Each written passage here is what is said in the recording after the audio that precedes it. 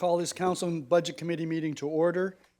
Before we start, I want to make reference to the fact that the meeting we're holding is on the land on which is the traditional territory of the Haudenosaunee, the Mississaugas of the New Credit, and the Anishinaabe people.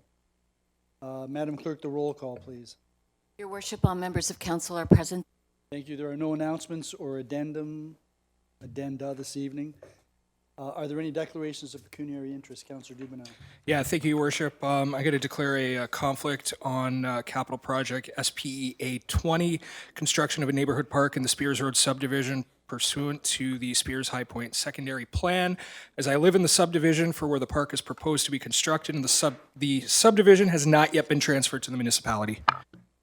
Any others? Madam Clerk, I'm going to declare a pecuniary interest with respect to capital project FSTN 19, which is with respect to the fire station, new fire station being constructed, since my law firm is representing the vendor of the property on which that will be situated, and that transaction has not been completed.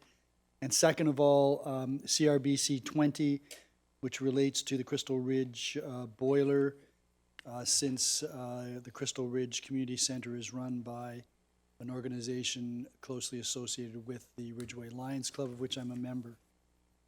Are there any other declarations? So when we get to those parts of the budget deliberations, we'll deal with those separately. So at this point, I'll hand the chair over to you, Councillor Dubanow. Thank you, Your Worship. So we'll move on to the 2020 capital budget presentation by Mr. Jansen, Director of Corporate Services. Good evening, Mr. Jansen. Good evening, Chair and Council. Thank you for being here tonight. Tonight's the first meeting for the 2020 budget, focusing on our capital program. This follows report CBC 01 2019. The website also has a copy of the presentation we'll be viewing tonight. So for tonight, we'll be looking at an overview of what forms the context for our 2020 budget, including inputs and drivers. We'll look at some of the highlights of the budget itself, risks and opportunities, along with next steps. Following that, we'll take a pause for any presentation or report questions, and then we'll be able to review the capital project worksheets. So just a bit of a introduction to capital budget. It's not our first time with the capital budget with this council, but our capital budget is a multi-year financial plan for the construction or acquisition of capital works.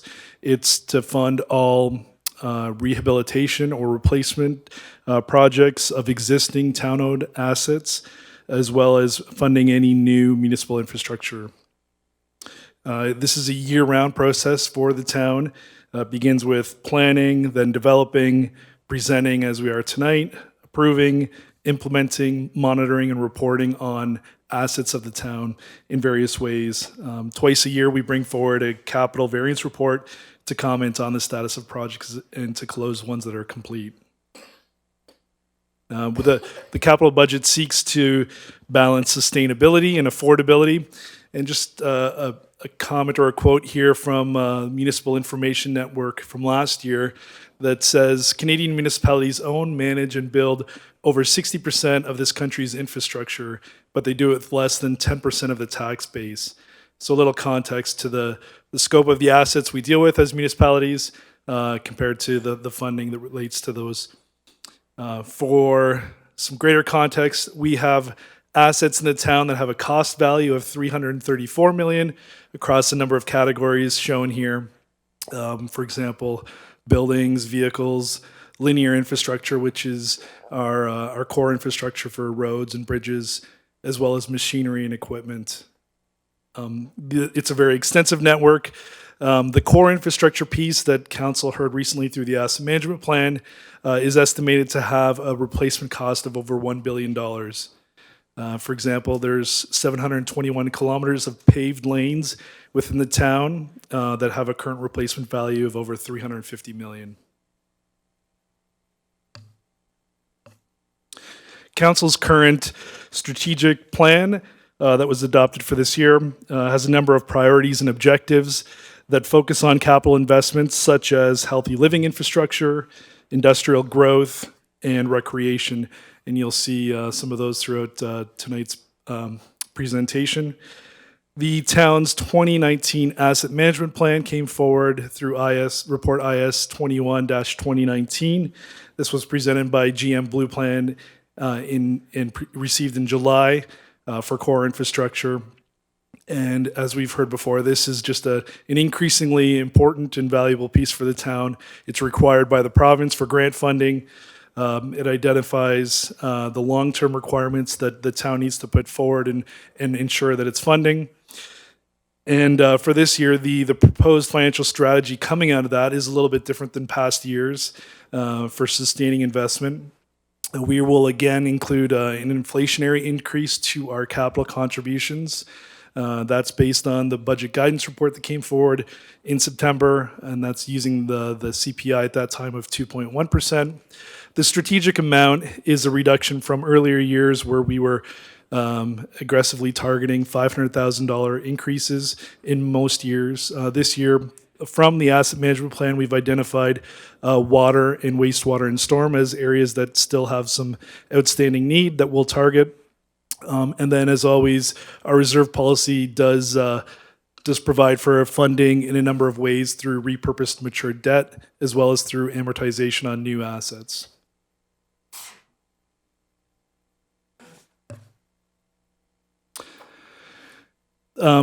For more in terms of inputs and drivers, the master servicing plans are what guides departments in setting priorities for the capital plans, for replacing existing assets. This year, we've had the wastewater master plan come forward. We have the parks and open space master plan that is nearing completion. And then there's just a few examples of recent reports and assessments that have come forward that do help guide determining priorities for our capital budget and forecasts. The development charges or DC study, the previous study did expire in March of this last year. So the new bylaw and study was approved in March, and that provides all new references for this capital and for forecasts on which, by passing that study, council has expressed their intent to incorporate that into our budgets. And of course, we do work extensively with partners and agencies external to the town, whether coordinating projects with the region or our own library and the Niagara Parks Commission with projects in recent years, as well as reporting with those agencies, both with the province, with the financial information returns, as well as the safe water drinking requirements for financial planning. The 2020 capital budget, here's the grand total request for 2020. It is $18.2 million for 59 projects. All of these amounts, keep in mind tonight when we're talking costs for projects, they include the amounts that are inclusive of the non-rebatable HST. So as you'll see in other tender award reports that come forward to council, the town is responsible for not the full 13% of HST, but 1.76%. So that's embedded in all the submissions for costs tonight.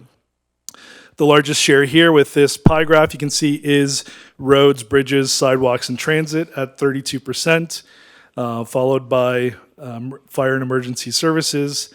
As a whole, infrastructure always does represent the largest share, as you could see earlier from the core infrastructure numbers that we have.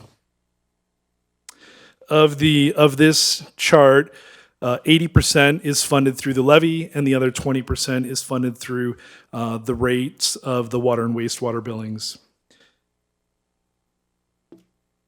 The 2019, just for some comparison, 2019 budget approved capital at $14.2 million.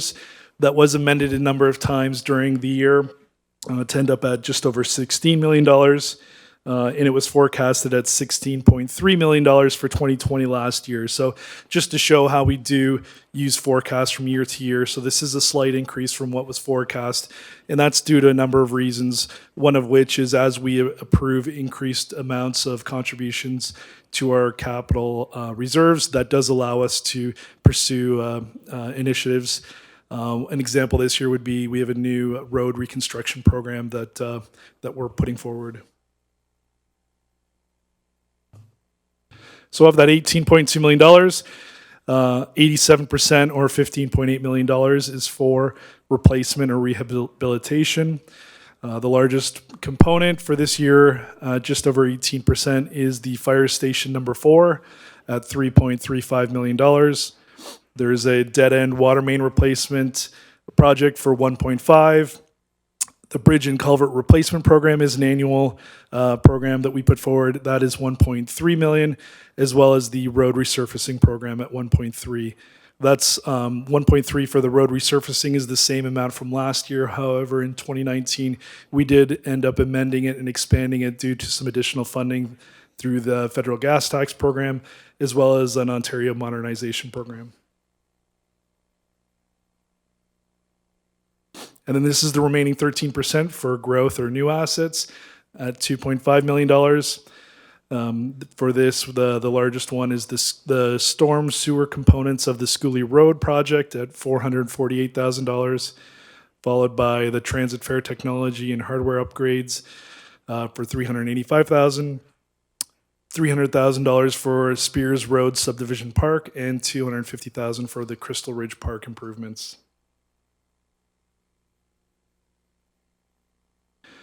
The financing does vary from year to year, but consistent with most years, the town reserves are shouldering 63% of the total funding source, followed by development charges at 12%, and grants at 7%, and federal gas tax at 6%.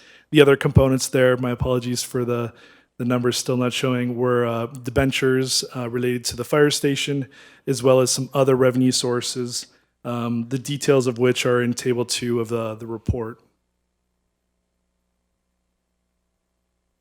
So just some more details on those funding sources. The reserves are $11.5 million. This is based on available capital reserve balances currently, as well as the expected contributions from the levy. The reserve balances are approximately $16.4 million. We're currently contributing $10.9 million from the levy and the water and wastewater. And when we do present the forecasted capital works over the 2020 and 2021 to 2030 years, those we don't rely on any strategic increases, but we do rely on inflationary increases for those. Just to show you the strength of what council has been able to do over the last number of years with these capital contributions, which is the foundation to where we're at, having had some very good reporting on our asset management plans. Here you can see that the town, particularly in the core levy contributions, have increased steadily through the last 5 years, increasing from I believe it was about $7.7 million in total from 2015 at the far left to just over to the 10.9 million I just mentioned earlier. So very strong growth in underlying and supporting the capital program. The water and wastewater are the two lowest numbers there with reserve contribution increases. And those are definitely the amounts we'll be bringing forward as part of the strategic increase following what we learned from the asset management plan.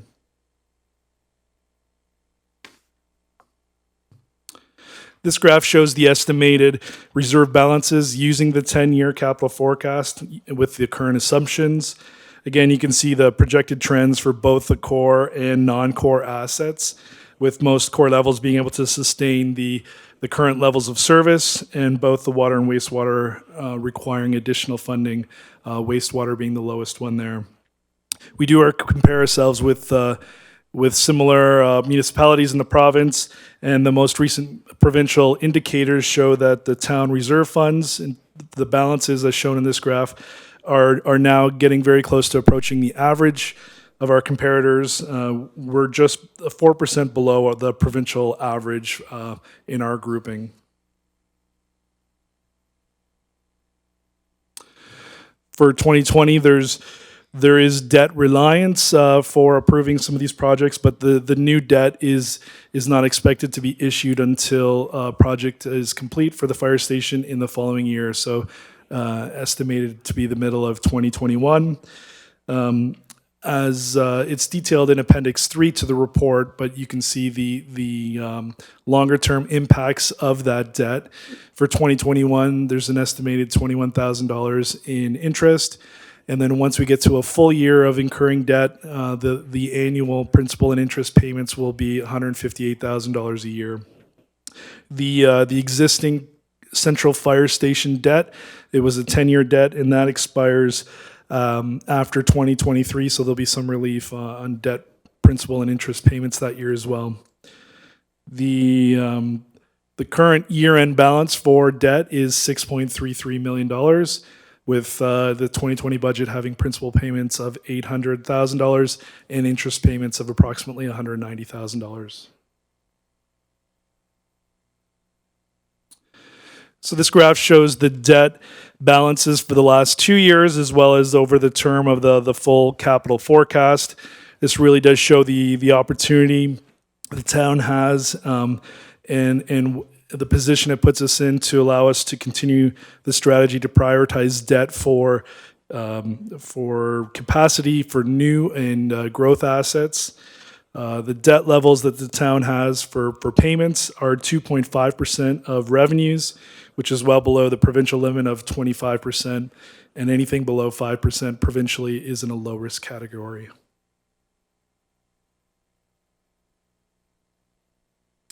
So the various amounts, these are listed in detail in Appendix 1 and 2. Gas tax funding of $1.1 million, in that the amount that we use for funding will vary year to year, but it's based on a current contribution of $931,000 from the federal government. This increases to $973,000 a year for 21 and 22, and to $1 million in 2023. For grants, the town does actively pursue grants where possible, and we've included $1.4 million for those projects from confirmed sources. That includes just over $1 million for OCIF or Ontario Community Infrastructure Fund, formula-based funding that the town receives, and that's being applied towards road resurfacing, as well as $282,000 for the Investing in Canadian Infrastructure Program transit stream funding that the town has received notice from the province on regarding transit fare technology. Development charges are $2.1 million this year, or 11% of the funding. These are all based on projects that were identified in the study from this last year, and other contributions of $773,000, which includes land sales of $400,000 for the fire station, benefiting landowners for municipal drain works of $323,000, and meter sales for new meter installations of approximately $50,000. This is the spending over the full forecast period by department and asset type.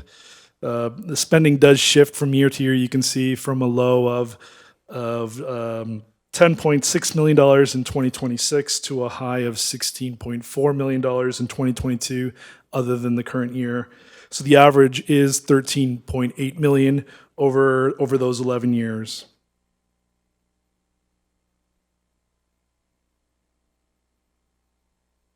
We didn't do this in the 2019 capital budget, but we are able this year with the timing, without the municipal election, of splitting our capital program into two components. One is preliminary approval, where based on our current reserve balances, we are able to put that ahead sooner. So the bylaw for that would be scheduled for December 9th, totaling $9.8 million.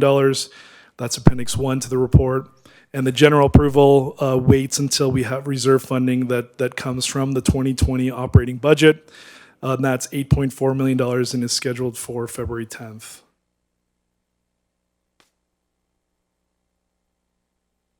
Some risks and opportunities.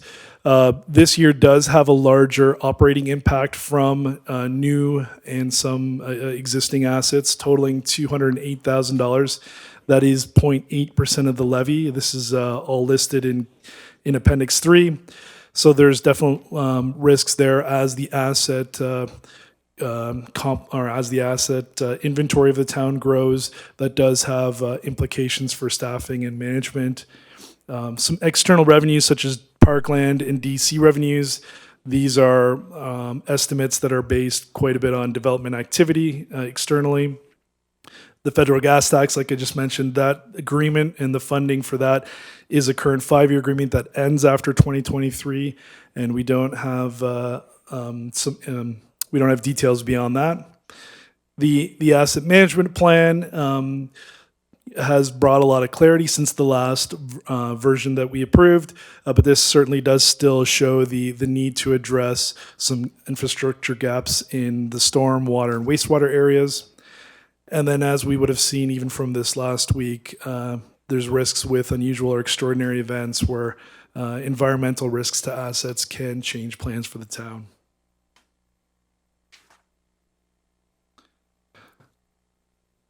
As council did identify in its strategic plan, grant funding is something the town actively is working at applying for as many infrastructure stimulus funding programs as possible.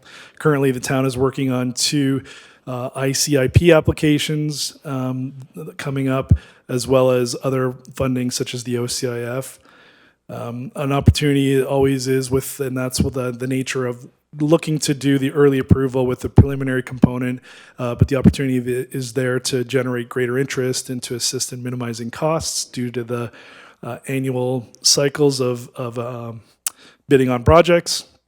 The debt that we did show in the graph earlier does show the town's adaptability with its current low reliance on debt, and that does provide capacity for new and growth assets as those arise or as other opportunities emerge, as well as the opportunity on some of the operating budget impacts is to see some costs actually decrease as we have newer assets resulting in potentially lower energy or maintenance costs.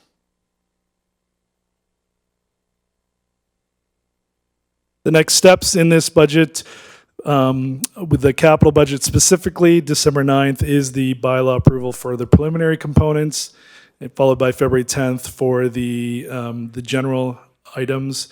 The water and wastewater budget and user fees is scheduled for December 4th for the water and wastewater reports, as well as the user fee report with a January 20th bylaw, and then followed by the general levy budget, January 22nd being the consolidated general levy budget that would include all the EDTC submissions as well as the library submissions with their report and presentation, as well as assessment analysis.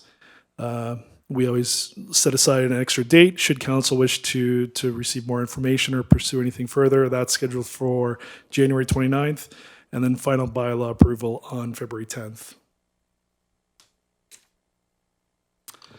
That concludes my presentation.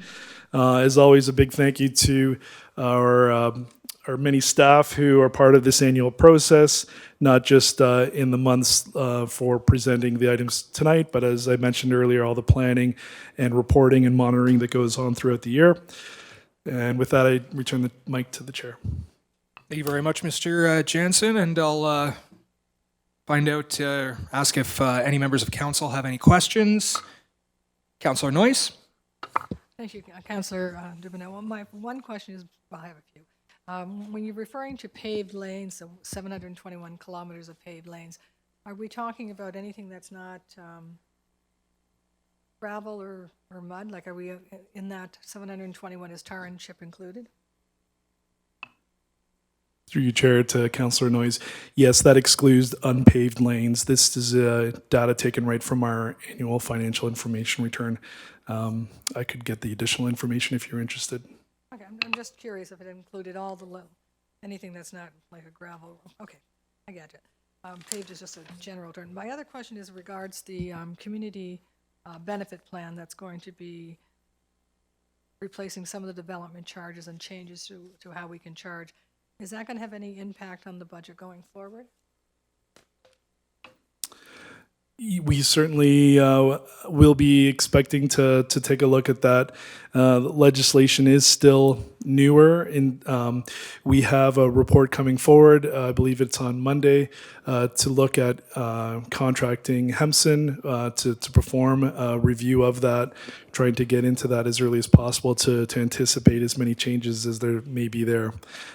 Just a note too, with our development charges is it is still currently under appeal, so to the extent that we may end up at a different number with that, the opportunity is with the community benefit charges to adapt that as well at that time, because that's coming into force January 1st of 2021. Thank you. Thank you, Councillor Noyes. Do any other members of council have any questions? All right, then. Thank you very much, Mr. Jansen.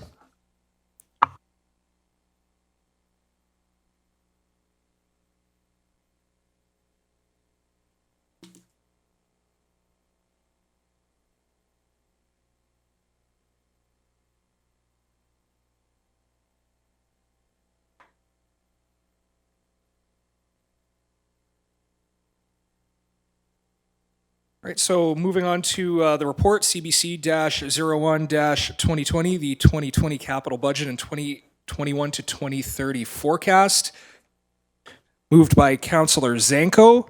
So we will go through the worksheets,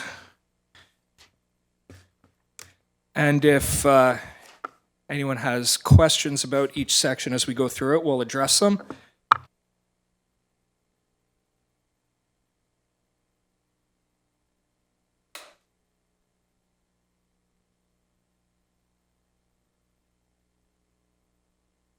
All right, so the first item we're going to look at is IMIS 20 IT computer hardware. Do any members of council have any questions regarding that item? All right, so we'll move on. So the next item is PHON 20 phone replacement. Any questions?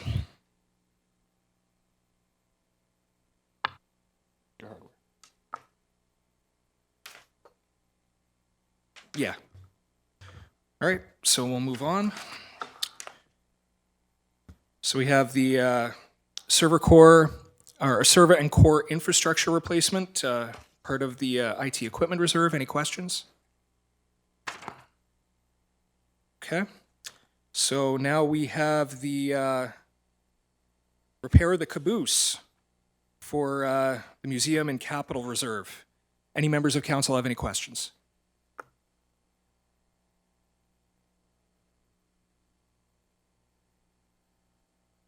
Okay.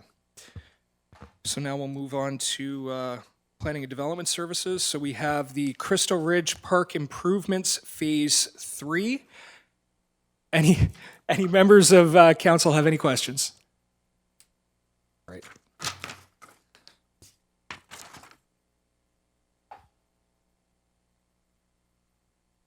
So now we move on to neighborhood park enhancements. Questions, comments? Okay.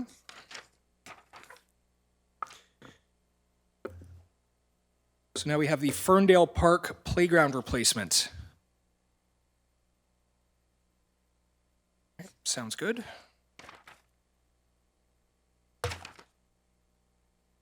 Oh, Your Worship.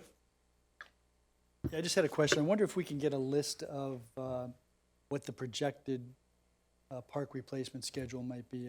I think there is a list. I wonder if it would be possible for us to get that. Yeah, Ms. Hanson, do you have that information? Yeah. Okay, thank you. Thank you very much. All right, so we'll move on. Friendship Trail crossing improvements. Any questions, comments?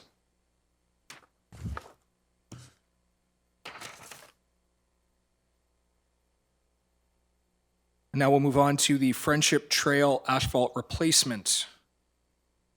Questions, comments?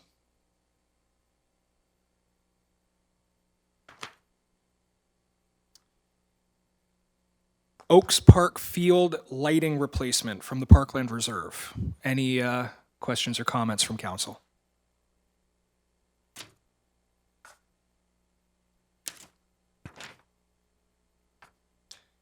Now, this next item I declared a conflict on, so with your worship's permission, I'm just wondering if I could pass the chair to Councillor McDermott. Absolutely. Councillor McDermott? Thank you. So we're looking at the Spears Road subdivision, new park. Are there any comments or questions? Your worship. Yeah, this kind of also goes with respect to the park that we just went past, but when we received the report about the Albert Street redevelopment of that park and the Douglas Park on Bertie Street, there was some outreach to school children as opposed to simply an open house, and I thought that was very effective, and I thought it was very helpful.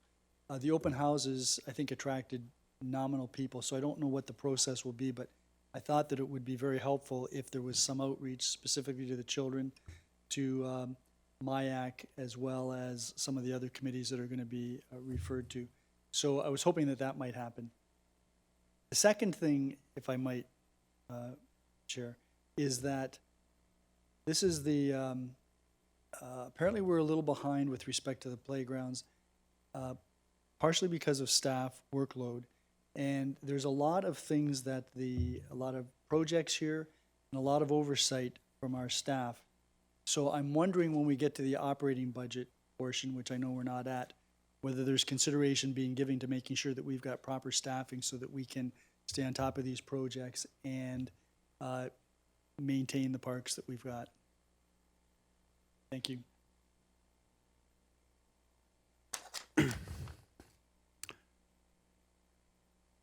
Can you speak to that, the first part of the mayor's query?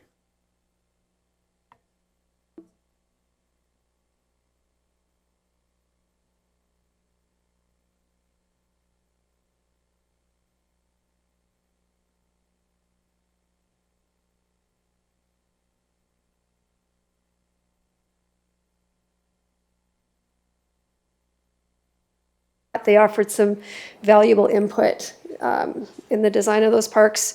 Our standard process with respect to public consultation is that we invite everyone, we mail a notice to everyone within 150 meters of the future park or the park, and we also advertise in the newspaper and through social media.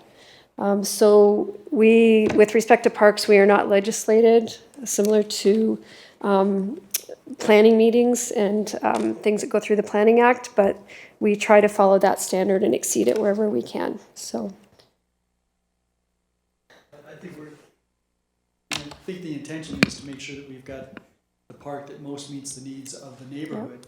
And so I think if we have to do a little extra work to make sure that we do the consultation, I think it's well worth it and it'll pay off in the long run. Councillor Noyes? Yep. I know there was some reference to Garrison Road School and things like that, but what about the high school? We can certainly, through you, Mr. Chair, we can certainly consult with the high school, invite the students to attend. It's quite a ways down from the high school, so I'm not sure that the high school students would actually use that park unless they lived in the neighborhood. If council wishes, we can certainly reach out to them. My concern is we might get feedback and we'd end up with features in the park that wouldn't be appropriate for the immediate neighborhood. No, I would just think there's probably a lot of teenagers that live in that neighborhood that probably do go to Fort Erie secondary school. Yeah, we can certainly reach out to the high school. Are there any further questions with regards to this? Zanko? Thank you. Through you, Ms. Hanson, you had mentioned that the Mayor's Youth Advisory Committee adds input to this as well. That is correct. And that's comprised of high school students. Yes. Is that right? Yeah. Thank you. Anything further? Chair back. Thank you very much, Councillor McDermott. So we'll move on now to the Sugarbowl Park Playground Replacement Project. Any questions or comments from members of council? Okay, we'll move on. So now we move into fire and emergency services. So we have the bunker gear replacement item. Any comments, questions from members of council?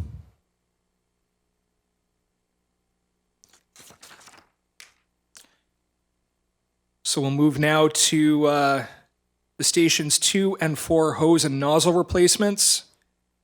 Questions, comments?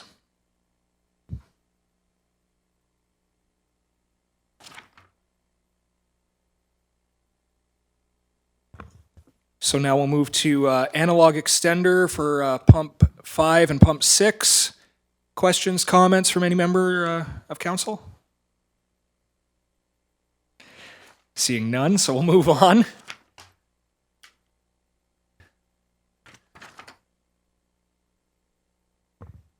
And one of my favorite items that I saw in the budget here, green lights for firefighter vehicles. Is there any comments or questions from council? I'll go to Councillor Noyes first and then his worship. I'm glad to see that on there. I know that when I was going door to door, a lot of the volunteer firefighters were asking for this, and I think I mentioned it earlier to Mr. Melson several months ago. I'm glad to see it going forward. I'm also happy to see the signs up. I know there's one at the end of Ott Road now. Excellent. They're excellent. They remind people, and they're nice to see that they're up. Thank you, Councillor Noyes. Your worship. Yeah, further to that, I'm just wondering if there's a public education component to this so that people in the community know what the heck that is coming down the road with a green flashing light. I'm just wondering if maybe the fire chief would like to comment on that. Through you, Mr. Chair, what we've done over the last year is place cards at every public education event that we've had throughout town. And during the Smoke Alarm Fort Erie program, part of the baggie handout that we give with information like cooking safety and smoke alarm, CO alarm, etc., is a card that goes in that baggie at every safe visit that we have that educates also.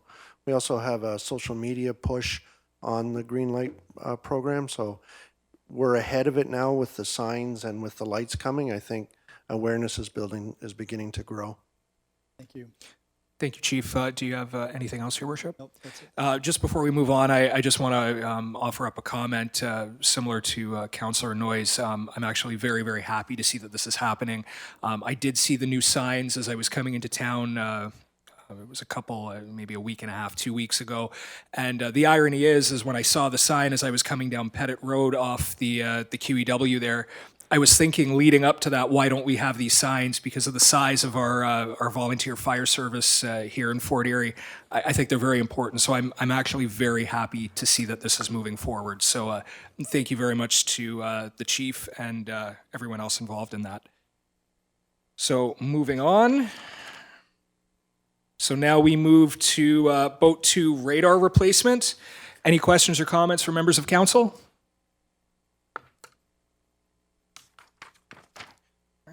Seeing none. So now we move on to the recruit. I'm guessing that's it's personal protective equipment. Any questions, comments from council?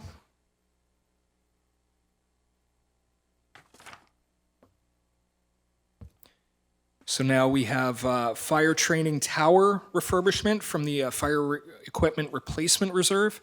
Questions, comments?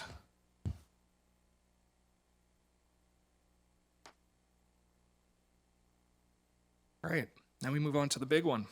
Fire station number 4. Any questions or comments from members of council?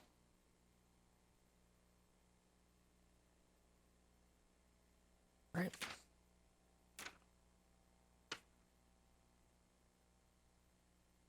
So now we're going to move into infrastructure services. So the first item that we have here is the Bowen Road Watermain replacement. Questions, comments from council? All right, seeing none. We have the High Street water main replacement. Questions, comments?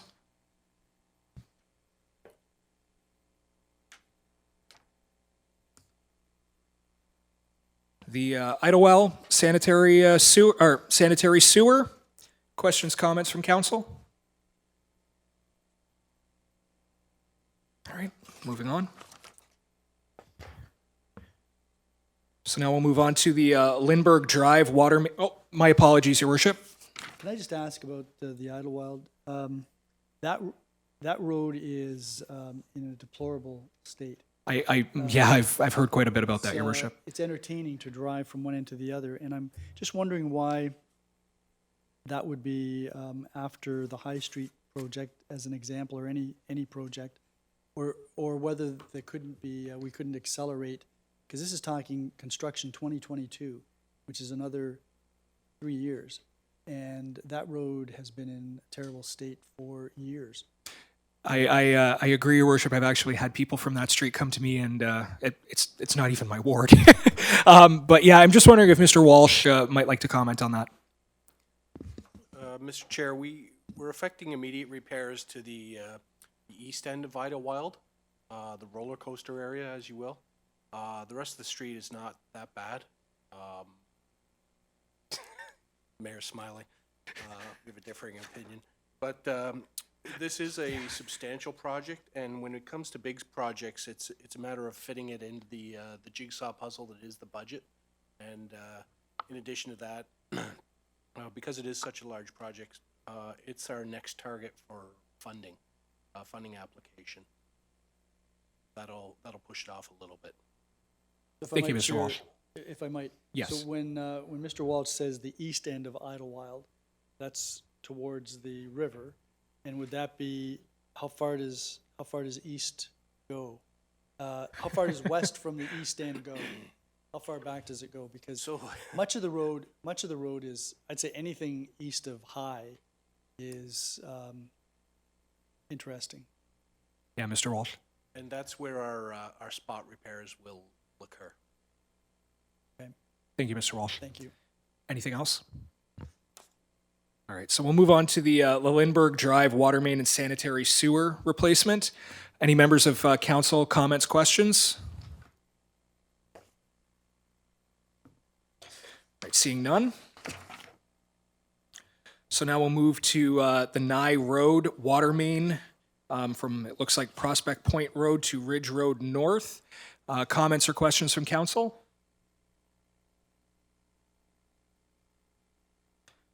All right, moving on.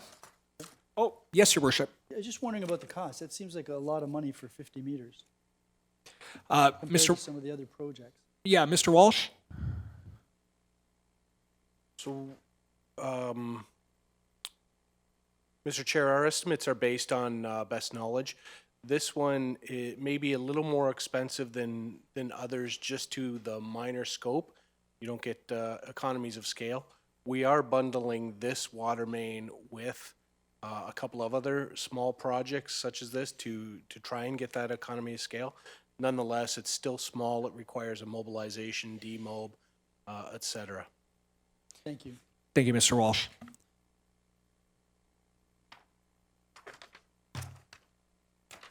So we'll move on to Prospect Point Road from the Friendship Trail to Highland. Questions or comments from council?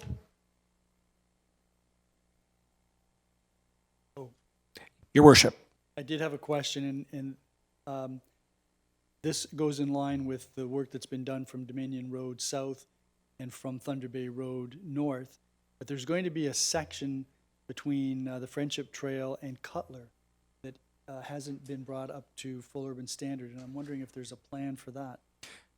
Yeah, Mr. Walsh, do you have an answer?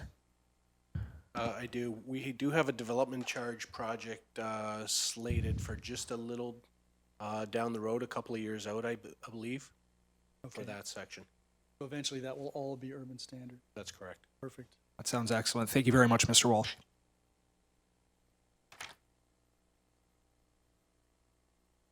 So we'll move now to the Schooley Road Storm Sewer Outlet, and the Schooley Road Storm Sewer End Outlet. Do any members of council have any questions or comments? Councillor Lubberts. Yes, thank you very much, Mr. Chair. I did have a conversation earlier with Mr. Walsh. I just wanted to verify with him that the section between Elizabeth and Rebstock, that will be taken care of from the developer that's working on that subdivision area? Mr. Walsh? That's correct, Mr. Chair. The entire section is development driven. The developer in the area will be completing the work. We'll just pay them for it. Okay, thank you. Thank you, Mr. Walsh. Oh, Councillor Noyes. Thank you. Just a general question. When I see upgrade beside these roads, like Scully Road and Thunder Bay Road upgrade, what exactly does upgrade mean? Mr. Walsh. In this case, it's taking it from its current state to a full urban cross-section, storm sewer, curb and gutter. Thanks. Thank you, Mr. Walsh. Your worship. Yeah, just wondering, is this project going to be bundled with the next one? So the two Schooley Road projects, will they be one tender? Mr. Walsh. Yes, that's correct. They're identified as two separate projects, although they overlap, as that's the way they're laid out in our development charges study. Thank you. Thank you, Mr. Walsh.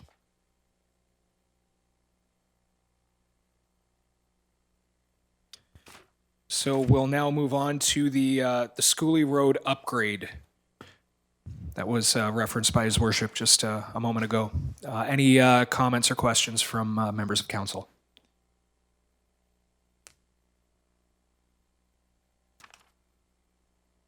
All right, so we'll move on to the Thunder Bay Road upgrade. Your Worship. Hasn't this work already been done? Mr. Walsh? Yes, it has been done. It was done by the contractor or the developer in the area. This is our portion of our development charges that we'll eventually get a bill for. So, so it's simply a matter of us approving this so that the developer can be paid. Yes.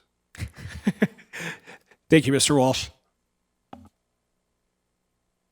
Any other questions or comments from council on that? Okay. So now we'll move on to the dead end water main replacement program. Any comments, questions from council?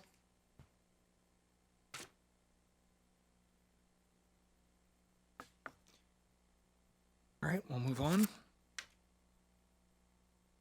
The guide rail replacement. Questions, comments from council?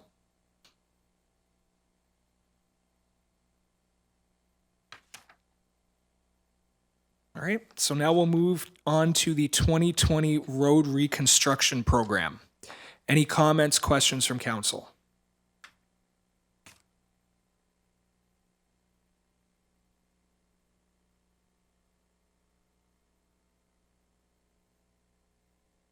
All right, we'll move on.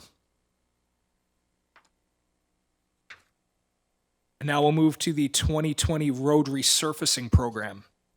Questions or comments from council? Councillor Butler?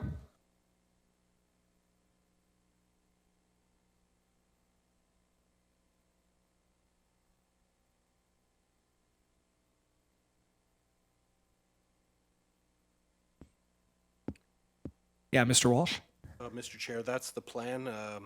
We've done a comprehensive analysis of our roads and their conditions, and these are the highest priorities we have.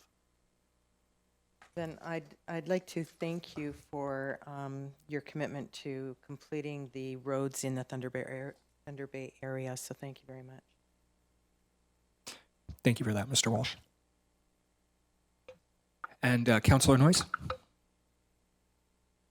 I'm just looking at this. Is this similar to the list we had a while ago, which had like the several year from 2020, 2021, 2022? Is there any change from what we were given probably about, what, 8 months ago? That's actually an excellent question. Mr. Walsh? I believe there's just there's minor changes, but for the most part, it's there. Some roads have fallen apart a little faster than we anticipated. I can't give you the exact roads, but it's a very similar list essentially. Councillor Noyes? Thank you for that. I do know that there's been some, and I know this is a report that's coming to us. I'm not going to kind of flog a dead horse here, but in regards to some of the roads that weren't done this year that should have been done this year for second treatment and things like that, they wouldn't show up on this, right? That's another report that we're getting.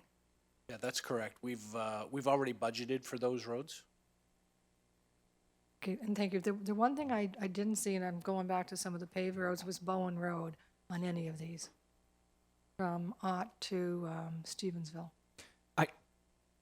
Councillor, I believe from Ott to Stevensville, is that a regional road, Mr.? Okay, my apologies. Mr. Walsh? I wish.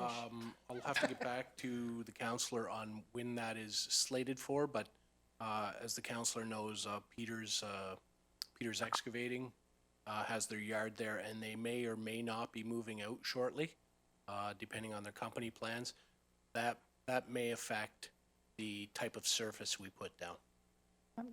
Just, and I appreciate that. I understand that the truck traffic and the heavies pretty much is contributing heavily to the damage on that road. But that road, I don't know if anybody's driven it. I have actually. I know what you're talking about now. It's weird. I mean, I've never driven on a road that just at the end where you get to Stevensville Road, it's like this. Like, I mean, the pavement isn't cracked. There's no holes in it. There are many closer to Peter's, but it's like you're going up and down, and it really. Sounds like Idlewild. It does actually. No, it's like I said, I've driven on many roads, and I've never driven on this. And I'm just concerned about, because it's right at a stop sign too, and that it really kind of throws you off if you're not prepared. There's no signs that say, okay, roller coaster is about to start, for the next 50 feet, because it really does catch you if you're not used to it. Like now, I know that it's there, and I slow down, but if you don't slow down, then you start on that roller coaster and there's a stop sign there, it really is distracting. So I don't know what we can do. Could go faster and just hit the tops of the bumps. No, there's a stop sign at the end of it, so it's pretty hard. Still have to stop. Yep. But the last bump is right by the stop sign.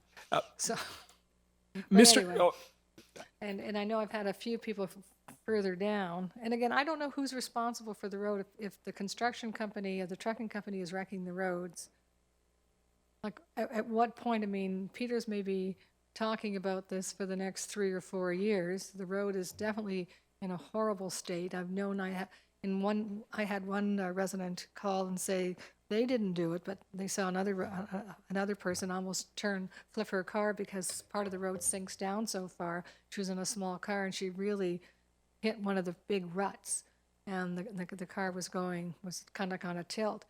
And that's not at the roller coaster, and that's on the other end, just because of the weight of the trucks is pushing down the pavement on the one side. It's, can we ask Peters when they're moving? yeah, I'm just wondering, Mr. Walsh, if maybe you have some comments about that you'd like to offer up. So we, first, we'll take a look at the road to make sure it's safe, first of all. It's been a few months since I've driven on that road, but I don't recall the roller coaster effect. We are in discussions briefly with Peter's Excavating to learn their corporate plans. As for the trucks beating up the road, it is an old surface-treated road, and the trucks may have had a minor contribution to it. But if you look at a road like Burger Road, where there's really not that much traffic on it, it degraded near the end of its life, similar to the way this is going. So we will be addressing it in the next year or two, I would suspect. Okay. Thank you, Mr. Walsh. Councillor Noyes? And I'd be more than happy to drive you on the roller coaster so I can show you exactly where it's happening, just in case you miss it. And I realize now, too, that we were talking about west of Stevensville Road there, which definitely would be a town road, so it just clicked in. So does anyone else have any comments about the resurfacing? Councillor Butler? Thank you, Mr. Chair. Just one final question. Is there an opportunity to be given an updated list of the roads Mr. Walsh? in a few years? We can get that list. What I would suggest is that we're doing a comprehensive road survey again this year like we did 2 years ago. It's a biannual event for us. Let us get that survey done. We'll repopulate our database, run the program, and see what it spits out, and we can report back council on that as we've done in the past. Fantastic. Thank you very much for that, Mr. Walsh. Any other comments? All right, we'll move on. So we'll now move on to an item I'm particularly pleased to see here, the wayfinding signage for roads. Any comments or questions from council? I'll just, if no one else has any, I'll just offer up a comment just to expand on what I just mentioned. I'm very pleased to see that we're moving forward with the wayfinding signage. I know this has been something that's been kind of bounced around back and forth for quite some time, and I think we have a great program that we've put together, and I'm really happy to see this in the budget. So just thought I'd mention that. So we'll move on. Oh, my apologies, Councillor Lubberts. Yes, thank you very much, Mr. Chair. I know that in the past, the region had some concerns about our wayfinding signage, and there was something to do with the type of material we were using and the color of the paint that didn't coincide with the region's colors. And has that all been taken care of here? I see his worship with his hand up. I'm thinking he might be able to address this. Well, I just happened to come from the region where I was earlier today, and one of the reports was the role that the Niagara economic development, whatever, should play in tourism. And we had a presentation and a report. They've identified 7 priority areas where they could be of assistance, one of which was wayfinding. They were relying upon a report that was made in that regard with some consultation in 2015. No consultation with municipalities, the Niagara Parks Commission, et cetera. So the report was amended. I asked that it be circulated to the tourism organizations, the local area municipalities, the Niagara Parks Commission, so they can take a look at it. This is one aspect of it. I understand the importance of having wayfinding that is readable to the traveling public, but I hesitate to have the region decide to take this over. They were not aware that we have been spending a fair bit of time and money with respect to the project. There might be 1 or 2 other municipalities that are doing the same. So to answer your question, the region is some way off from dealing with this, and they're about to learn that some municipalities are embarking upon wayfinding programs, others are not. I don't think we want to be held to their time schedule, whatever it might be, and whatever they might want to invest. So sorry to say that the answer is no, but we should be moving forward. Yeah, and I believe some municipalities in the region, like St. Catharines, have actually already done complete wayfinding systems. Just the irony always seems to be that the region copies the best practices that we do here in Fort Erie. Mr. Walsh, is there anything you wanted to add? Thank you, Mr. Chair. To Councillor Lubberts' question, the middle sign on the top row of the photo or the sketch meets regional requirements, so that'll be slated for regional roads. The bigger sign to the left, the blue one, saying Ridgeway Crystal Beach meets MTO standards. And further to the mayor's comment that the region didn't or wasn't aware of our program, they had representation at the table when our plan was developed. So at a staff level, at least, they're well aware of it. Councillor Lubberts. Yes, thank you very much, Mr. Chair. I understand the comments from the mayor, and I get, but that's where the problem was with the region. And they were the ones that were stalling, and we weren't getting it done. And I just don't want the region to start coming back now and saying, well, we didn't know what you were doing, and we didn't know this, and you can't. We need to make sure that we got a system here, we're moving forward with it, and I'd like to hear from the region if Mr. Walsh is telling us that the region had a seat at the table. Why is it that they're telling the mayor that they didn't know? That's I'd like an answer from the yeah, no, region. and I agree with you, and that's a good question. I'm just wondering, Mr. Walsh, is there anything else you wanted to add? I know you had mentioned that the region was at the table from that department. Is there any clarification? Do you think we're going to run into any issues, or do you think we're good? For our own program, we're good. The part of the scope of this project when it was initially developed was to develop signs, knowing what's happened in the past, to develop signs that met regional MTO requirements. Thank you, Mr. Walsh. Yeah, and even from looking at the two photos there, that small sign looks very, very similar to what you would see in other municipalities that have already done a wayfinding program on the regional roads. So I appreciate that.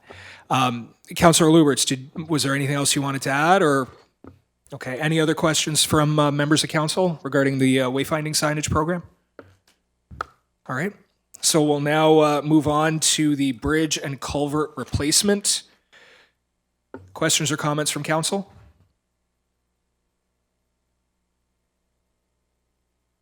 Councillor Lubberts?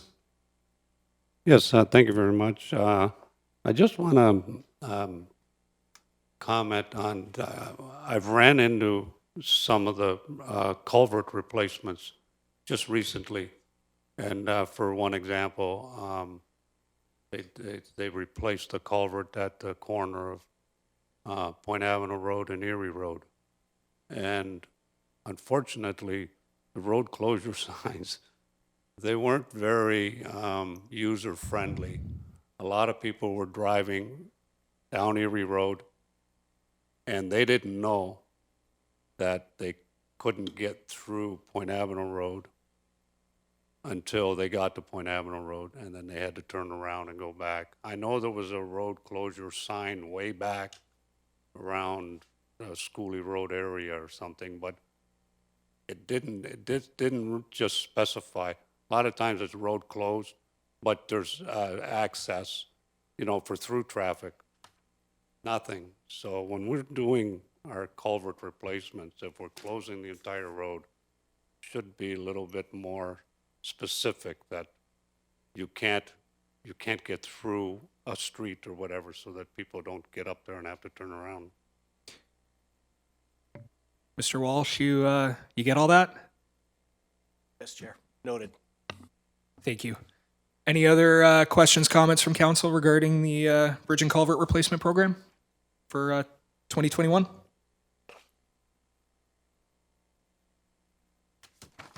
My apologies, that was 2020. We haven't gotten to 2021 yet. All right, so now we'll move on to the 2021 bridge and culvert replacement. Any questions, comments from council? All right. So we'll now move on to the 2020 sidewalk repair program. Questions, comments from council? Your worship. Yes, I'm just wondering, do we have a new sidewalk installation program? Mr. Walsh? Mr. Chair, we don't at this time. The full budget here is committed to repairing our existing walkways. Chris Miller is developing and will be presenting in early December, I believe, the active transportation master plan. And in that there is new sidewalk priorities listed, as well as cost estimates. And I believe there'll be a funding model in there for new sidewalks, but it's not captured in this capital program this year. Just wondering if, since we know that's coming and we know that sidewalks, as this page indicates, promote good health among the citizenry, whether $200,000 is adequate. I think it's been $200,000 for a number of years. I'm wondering whether we shouldn't be bulking that up, even if it was 300. I wonder what Mr. Jansen might have to say about that. He's very close with his money. I see him writing some stuff down too, so I'm just wondering if Mr. Jansen has any comments to offer up. Through you, Chair, you're correct. It has been in a number of years, to my recollection, for being at the same amount. I think there would be some good reason to increase that, but I think Mr. Walsh's comment about the whole state of sidewalks in town would be good to have that, and be curious to know what some of the funding opportunities or elements around that might be. So we'll note that. Just before we go, I'm just wondering. Yes, Your Worship. So if there was additional money here, would we be able to put it to good use from Mr. Walsh's perspective? In other words, are we spending the $200,000 every year? Are there lots of sidewalks that need to be repaired? And from his knowledge of what might be in the active transportation report, will there be a need for additional money this year? Mr. Walsh. Mr. Chair, from a repair perspective, we're keeping our head above water on a condition basis. Certainly when we feel that we need more money and can spend more money on sidewalk repairs, we'll bring that request to council through this process. With respect to new sidewalks, Tim Murata's in the audience, our manager of engineering. He's new here this year. He and I had discussions about putting in funding for new sidewalk construction in this budget. And not to let the cat out of the bag, but when we saw the draft for the active transportation master plan, we were both hit with some sticker shock and recoiled from putting that request in this year. Need to talk to council on that. Well, Chair, just having heard that, I mean, if we know that we're going to be paying money down the road, why don't we start put some additional money in here? I mean, even if it's an extra $100,000, it's $100,000. I don't think there'll be any difficulty spending it, and then it'll at least help us going forward. So I'd like to move that we amend this by increasing it to $300,000.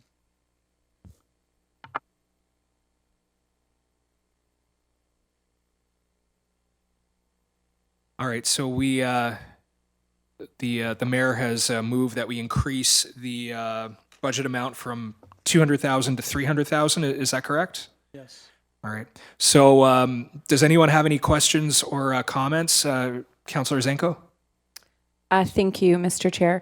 I do sit on the Active Transportation Committee as the council appointee, and I have to agree with the mayor. An additional $100,000 will be put to good use and will not be enough. So we won't be ahead with the additional 100,000. So I will support that. Any other comments? Councillor Noyes? I guess my question is that additional 100,000, I'm all for it. Sidewalks are very important.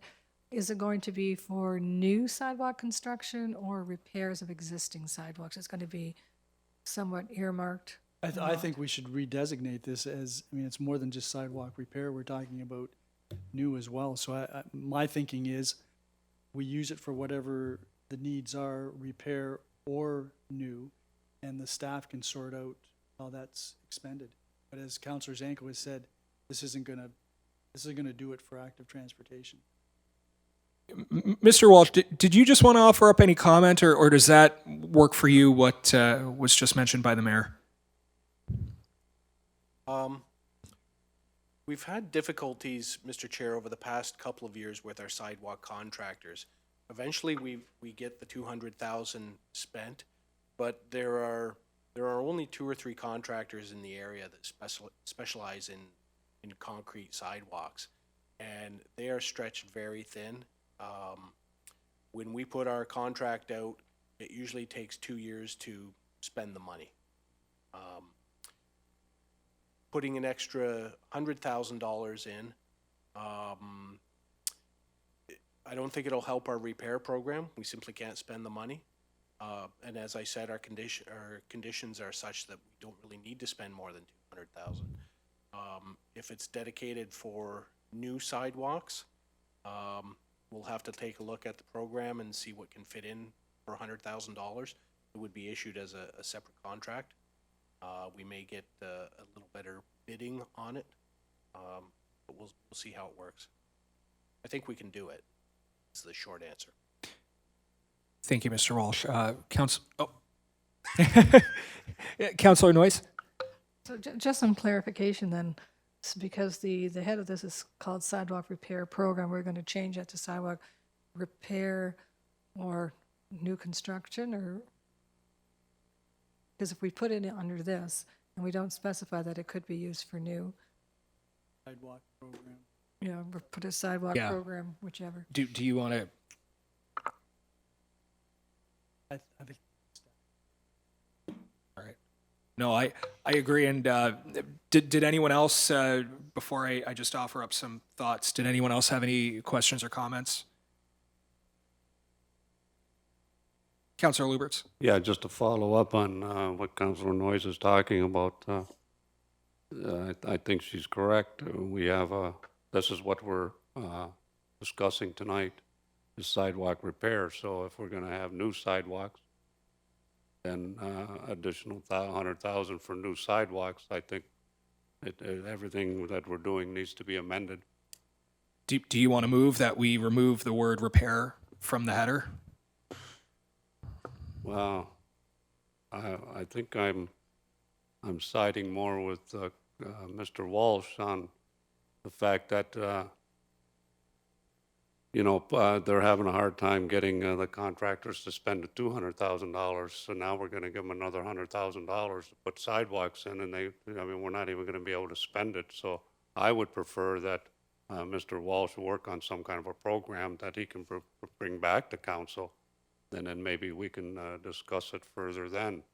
I mean, I know that in my experience as a councillor, I've asked in certain areas of my ward for a sidewalk here or a sidewalk there. And I've always been told that we don't put in new sidewalks. And just arbitrarily put in a new sidewalk here or there from requests. And I've had to go back to my constituents and tell them that if the people in the neighborhood want to pay for it, we'll put it in. And now, here we are, and all that's going to change. And I would prefer that we get a report from staff first. Your Worship. Well, that's fine. We can have a report. We can establish criteria. We can do all of that in the future. But if we don't have any money in the budget, the report goes for naught. And we are going to be getting an active transportation report, which is going to make recommendations, and it's going to have funding requirements and suggestions, I guess, of how we fund that. But this is putting it into the budget. Doesn't mean it can be spent without some type of criteria, but we need to get it in the budget, and that's really what this is about. Yeah, thank you for that, Your Worship. And I completely agree. I actually had the opportunity to view the draft active transportation plan. It's very ambitious. I'm personally very happy to see what's there. And like Councillor Zanko said, we're still behind even if we do this. So I'm of the opinion we should start, and we should do that. I'll go to you again before we vote one again, Councillor Lubberts. Yes, thank you very much, Mr. Chair. I understand what the mayor's saying, but if we combine sidewalk repair and new sidewalks, and we increase it to $300,000, I can see where this is going to end up. We're going to end up with arguments about spending the money. Are we going to spend it on a new sidewalk, or are we going to spend it on repairs? And I would prefer that we keep the $200,000 for repairs, under repairs. If you want to make $100,000 for new sidewalk construction, I could go with that. I don't want to mix them up, because I don't want getting into arguments about, well, we need a new sidewalk in this area of town, and then the repairs get neglected. I don't want to see that. So I would prefer that if we're going to do this and go with $100,000 for new sidewalks, then it be separate from repairs. Mr. Walsh, do you have a preference for how this should be handled? Do you prefer setting up a reserve, or is the way that just amending this amount and increasing it good for you? I see I see you smiling, so I'll. No, I somewhat agree with Councillor Lubberts here in that if we're going to start or dedicate $100,000 or whatever that amount is for new sidewalks, it should be a separate project. Your Worship, do you have any thoughts? Yeah, so I'll withdraw the amendment And when we get to the report part, I'll move that we allocate an extra $100,000 to sidewalk installation. Sounds good. Mr. Jansen, did you have a comment on that? Yeah, just in terms of process with that, if we are expecting to receive a report with recommendations for funding, because in this case we are likely to approve it all with reserve funding, that is something we could consider when the report comes forward as well. If we were to wait and determine another amount or a consistent approach going forward. So my point is, it doesn't necessarily need to be tonight if we want to wait for that report. Okay. Thank you, Mr. Jensen. All right. So we'll move on then.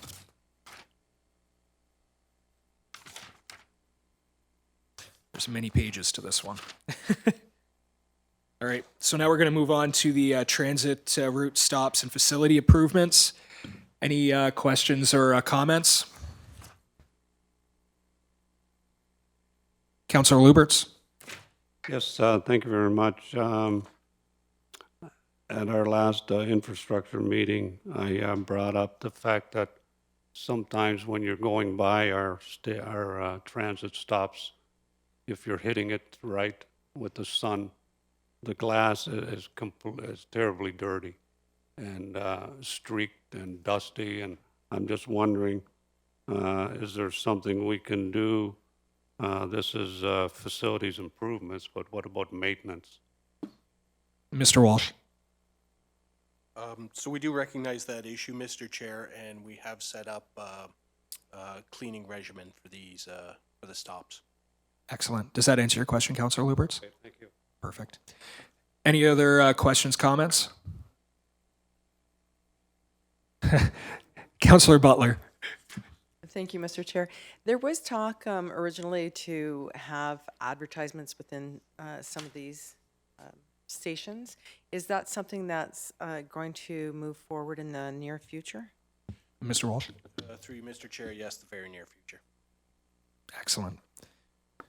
Yeah, and just with regard, any other members of council have any questions, comments?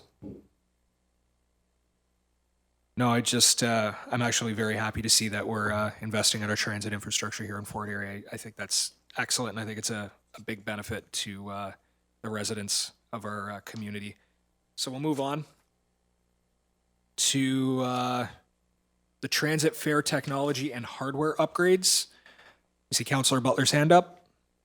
Thank you, Mr. Chair. I have a quick question with respect to the upgrades to the new technology. Is the picture that is on the following page on page 103 is what we're going to upgrade to, and picture on 102 is what we currently have. Is that correct?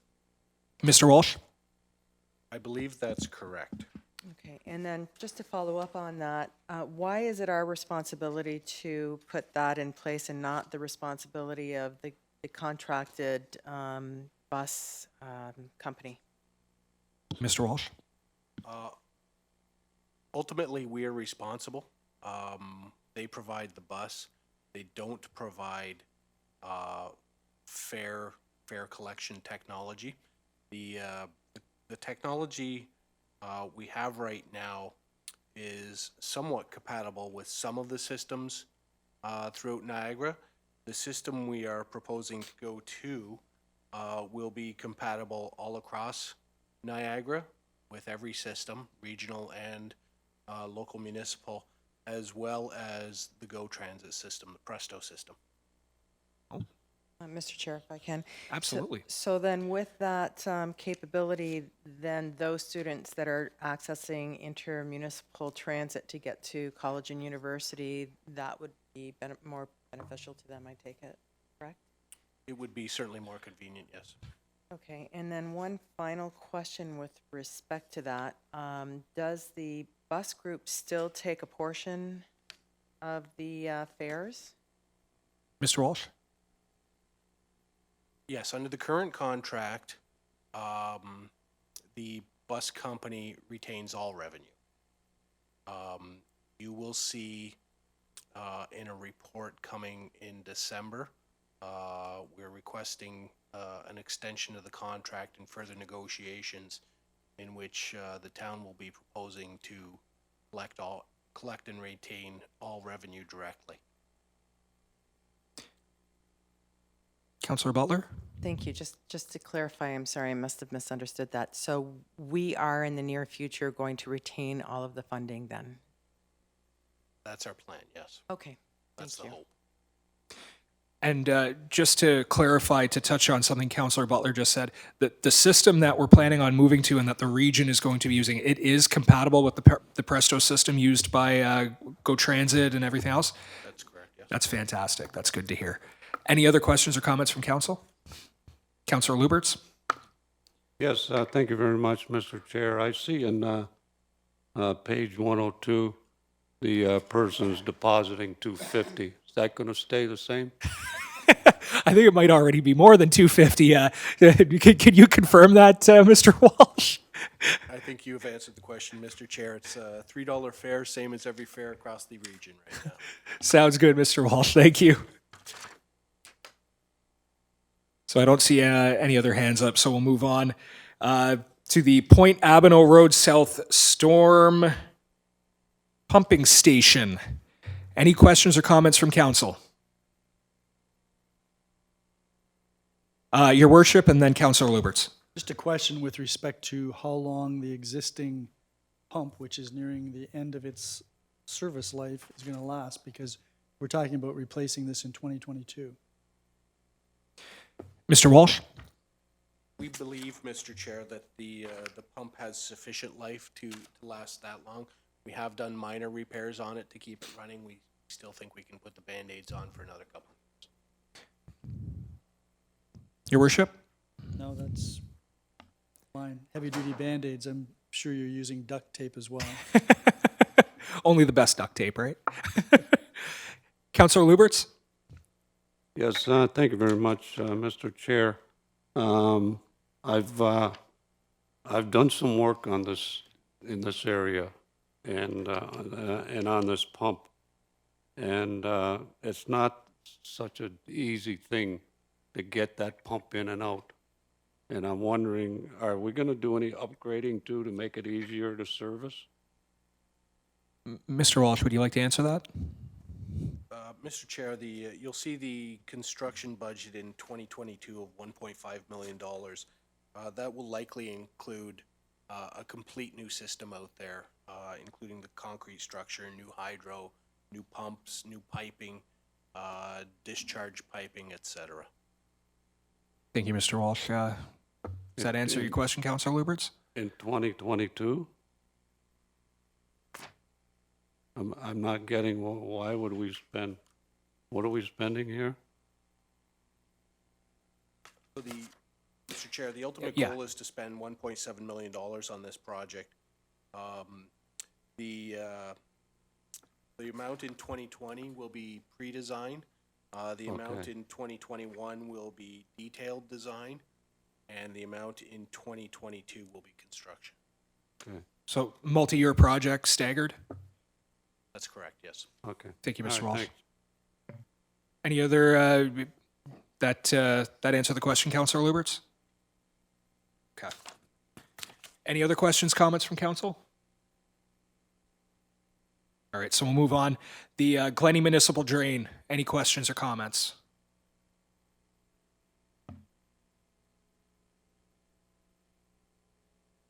Seeing none, so we'll move on. I'm going to try and pronounce it. Skew Hill Municipal Drain? Shill. Shill? Thank you for that, Your Worship. Questions, comments?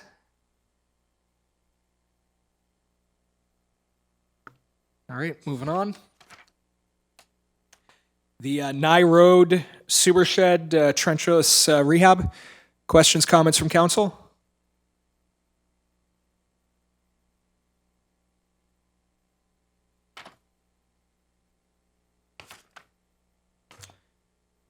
Sanitary sewer flow monitors.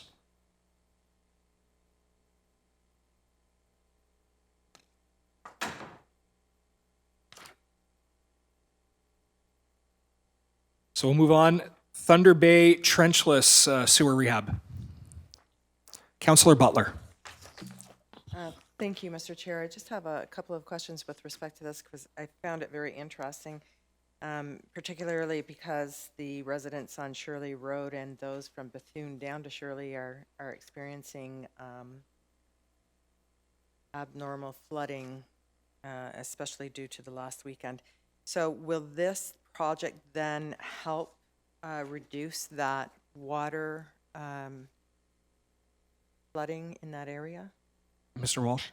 Mr. Chair, this will only address our sanitary flows, our storms that occur, rainwater.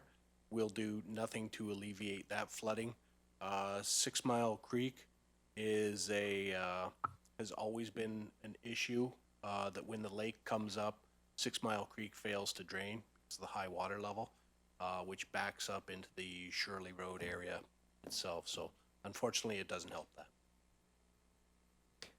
Thank you, Mr. Walsh. Any other questions, comments from council? So we'll now move on to the 2021 trenchless repairs.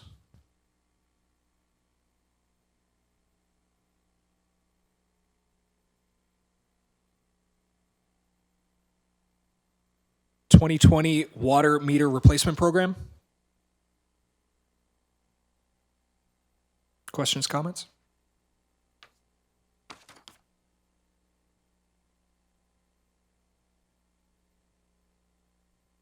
All right, so we'll now move into facilities maintenance. So we have fire station number 5, decontamination showers. Questions, comments from council? Your worship. Just wondering why the Station 5 facilities maintenance reserve costs are higher than, or the cost of installing these is higher. 65 for Station 3, 100 for Station 5. Chief? Through you, Mr. Chair, the Station 5 doesn't have enough room to build inside, so there'll be a small addition on the backside, so the costs are higher there. Station 3 has enough room to be inside, so the costs are lower there. Thank you. So while we're at it, any questions or comments about either Station 5 or Station 3 for the decontamination showers?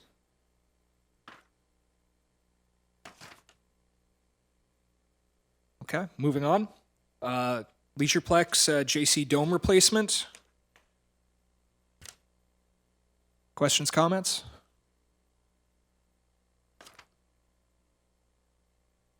How about the Kinsman Dome replacement?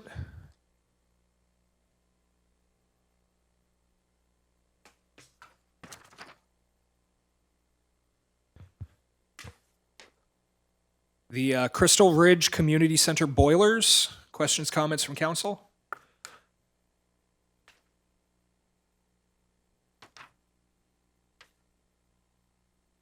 All right, that's a fun one. A Zamboni replacement. Questions, comments from council? I have a question. Do we get to ride it when we buy it? I can have the used one. I guess there's some perks to being the chair after all. All right, so moving on. So we'll move into, just wondering, this is under parks maintenance, but it's a town hall renovation. Is that actually facilities maintenance? Okay. Any questions or comments regarding that? Your worship, I see your hand up. Has the floor plan been established with respect to these renovations yet? Mr. Cookett. Through your chair to the mayor, we have for one half of the building on the main floor, Mr. Jensen's done a wonderful job at doing up a floor plan for his portion. I'm still working on the portion on this side of finance, so that's still, we had it almost complete, and then we all decided to bring EDTC in-house, so I've had to change it all. I imagine it would, yeah. And I also note that there's some plan to change how customer service will be set up. Mr. Cookett? Through you, chair to the mayor, that is correct. Not so much on this side, not the CSU unit reception, main reception is not going to be changed, but the counter that leads into finance, there's a lot of wasted space when you come in through those first set of doors. So we want to push the counter out, utilize some of that space, and that'll help us provide room for ADTC as well. I'm personally, I'm actually looking forward to seeing those plans just to see what you have laid out. It's going to be really interesting. So thank you for that, Mr. Cookett. So now I think we're actually moving into parks maintenance. So I think Mr. Walsh can take a breath for a minute. So now we'll move on to the Bay Beach hard surface. Questions, comments from council?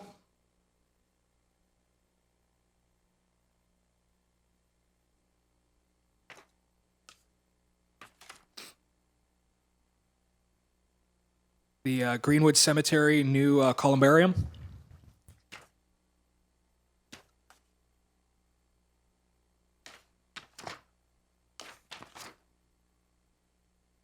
And while we're at it, Greenwood Cemetery fence replacement.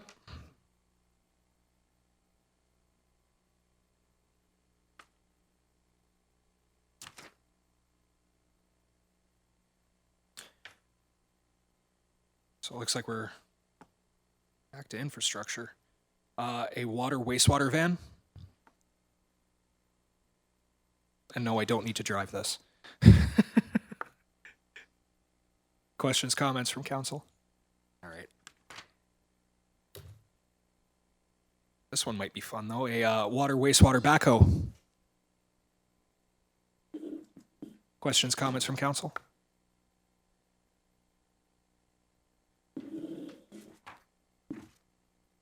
I think that does it.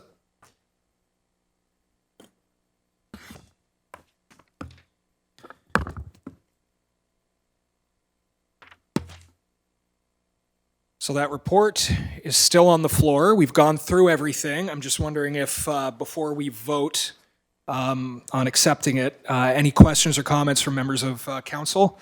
I saw Councillor Noyes' hand up, and then I'll go to Councillor Zanko. Thank you, Councillor Dubanow. What I don't see on here is crossing arms for some of the railroad crossings that we have. We should be having, or at least be working towards having gates at all our railroad crossings. We don't have a lot that don't have gates, but it is a safety issue. And there's a lot more residential areas by the railroad tracks now, and I think we should be having crossing gates. I know they're not cheap. I know you have to plan for them. But I also know that the cost that you think it is probably isn't going to be the cost you're going to pay, because there are a number of grants and that available, and cost sharing with the federal government and also with CN, which I guess is also the federal government, that even though the cost may look like it's a lot, which it is, I think it's $300,000 to $500,000 per crossing, because they have to change all the electronics and everything else with it. But then there's cost sharing, and if the railroad decides that they're needed for safety reasons, they may absorb 100% of the cost. But if we don't start looking at the program and actually start putting money towards it, we're never going to get there. And again, going through all of Canada, being facetious here, I'm surprised that we don't have them, because even if you're on the train and you're going through like no man's country, there's crossing gates at roads that are not much more than a given road, a very narrow road, and they have crossing arms, and we don't have them on some of our residential, some of our highly residential areas. One particularly East Avenue, which isn't too far from a school, and it just doesn't seem to ever get on anybody's radar during budget time. So I think that we should be looking at putting some money towards it, and then looking at the process in regards to which ones there may be grants for, which ones we would have to pay all of it, which, where the cost sharing may or may not be. And I think I didn't go on every single road, but I think we're only talking about 4 railroad crossings that do not have gates. I'm just wondering if either Mr. Walsh or perhaps even Mr. Jansen would like to offer up any comment on that. We'll start, Mr. Chair. We do have correspondence into CN, the first step in the process, to determine whether they'll allow gates at, I believe we asked for any of our roads, but specifically Ott Road. We haven't heard back from CN right now. The initial letter was sent in September. We did make contact with them again just last week, saying, did you receive the letter? This is the first step. Give us an answer. We're getting nowhere with CN. It's quite frustrating. Thank you, Mr. Walsh, and that's unfortunate that you have to send a second email just to confirm if they got the first or the second letter or whatever it was. No, Mr. Jensen doesn't have any comment. Councillor Noyes? I'm wondering if we should be contacting our federal MP and finding out who's in charge of that and directing the letter through our new federal MP. I was just going to say our new member of parliament, yeah. And also Mr. Privatized. It's been privatized. CN. But it's still a federal rules apply to it, right? And I think that there, if I'm not mistaken, in the research I've done a few months ago, is that there's a big push for safety, improving the safety at all railroad crossings. There was a big initiative that was, I don't know if it was this current year, or I think it was this current year, that their focus was going to be on improving safety on the railway. So, anyway, again, it needs to be done. I mean, we're really behind the times when it comes to the crossing arms. I never know particularly what they're supposed to, are they gates, arms, whatever they are. They stop cars. And I'll also touch base with the individual that I met at the conference we were at this summer, at the AMO conference. I had a very long conversation with him, and he was saying that is a priority for them at this point, and that there is a fair amount of funding available. He said, just don't let the price scare you, because there's a fair amount of funding available. And I do have his card, so I'll pass that on. And he told me to give him a call anytime. Anytime we can get grants or money from other sources other than the municipality, I would agree that'd be excellent. Anything else, Councillor Noyes? Well, again, I don't know whether whether this is a bit premature because we don't have the information. But again, it's like the sidewalks. If we don't put money towards it, it's never going to happen, and it's not going to be a cheap process, and it's going to take a while. So, is this where we would then say, let's put $100,000 towards this project, and get more information as it comes down the tracks? No pun intended. But we have to start somewhere, and we should be starting. Yeah, thank you, Councillor Noyes. I think the mayor had mentioned that he was interested in moving something along those lines, but I'm not sure if we were still going to do that or if we were going to wait for the report to come in. Yeah, it wasn't 100,000 for rail crossing arms. It's for sidewalks. Sidewalks, yes. Yeah. You giving me the floor? I am right now, yeah. Yeah, so I'd like to amend the second paragraph dealing with the balance of the capital budget to include $100,000 for new sidewalk construction. All right, so that's on the floor right now. Any questions or comments from council on that amendment? All right, so I'm seeing none, so I'll call the question. All those in favor? Opposed?